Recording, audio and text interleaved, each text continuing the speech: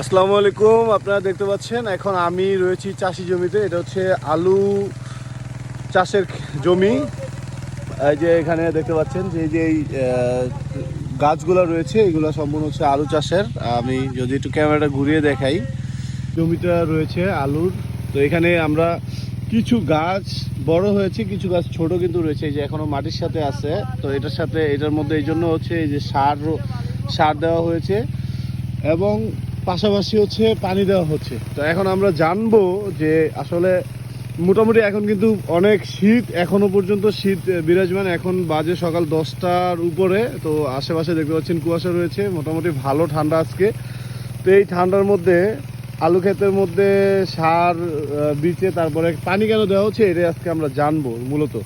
ঠিক আছে, তো এটা জানার জন্য আমরা যাচ্ছি এই আমার যে সমন কাকা, ওনার কাছেই জানতে চাইবো যে পানি দেওয়ার কারণ কি, বা এই যে তো সকালে ওনারা পানি দিতে আসছে, এটার কি মূলত বিশেষ কোনো কারণ রয়েছে কিনা। এটা হয়তো বা অনেকে জানে, যারা চাষাবাদ করে এরা অনেকে জানে, আবার অনেকে জানে না। তো যারা জানে না তাদের উদ্দেশ্যেই আসলে জানাই দেওয়া। আসলে আলুর জন্য মুন্সিগঞ্জের মানুষ কতটা কষ্ট করে, একটা আলু উৎপাদনে মানুষের কতটুকু শ্রম থাকে। তো কাকা, এখানে এই যে সকালবেলা এখনো কুয়াশা যায় না, এত ঠান্ডার মধ্যে তোমার ঠান্ডার জামা কাপড় পরেও দেখতেছি যে কি কারণে এই যে সকালে এই ক্ষেতের মধ্যে দেখলাম যে সার দেওয়া আছে, তারপরে পানি দিচ্ছ, এটা কারণ কি?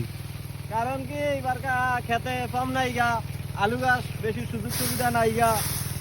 এখন তো মনে করো শীতকালীন দিন পানি গাদি না দিলেও তো আলুর অবস্থা খারাপ, অনেক কি করতে হবে, অনেক তো পানি দিতে হবে। আচ্ছা, এখন আমি বলি, আলু খেতে পাম্প নাই বলতে এটা হচ্ছে বুঝে গ্রামের ভাষায়।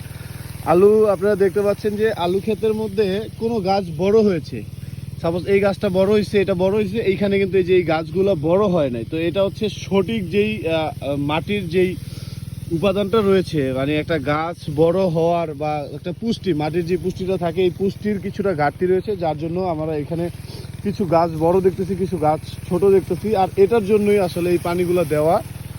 এই পানিগুলা দেওয়ার মাধ্যমে হচ্ছে গিয়ে যে যেই গাছগুলা এখনো অপুষ্টিহীনতায় আছে, এইগুলা পরিপূর্ণ হবে, যার জন্য এই পানিগুলা দেওয়া এত সকাল সকাল। আর এখানে এই গাছের সাথে আসলে রোদ, তারপরে ঠান্ডা সব কিছুই জড়িত, কারণ এই গাছগুলো খুবই নরম হয়। এই গাছগুলো একদম হাতে ধরার আগেই কিন্তু ভেঙে যায়, তো এটা খুবই নরম হয়। তো এই গাছগুলো যখন অতিরিক্ত কুয়াশা পড়ে, আপনারা দেখতে পাচ্ছেন অতিরিক্ত কুয়াশা পড়লে গাছগুলোর পাতাগুলো নষ্ট হয়ে যায়। এখানে কীটনাশক দেওয়া হয় এই পাতার উপর, যেন পাতা ঝলে না যায়।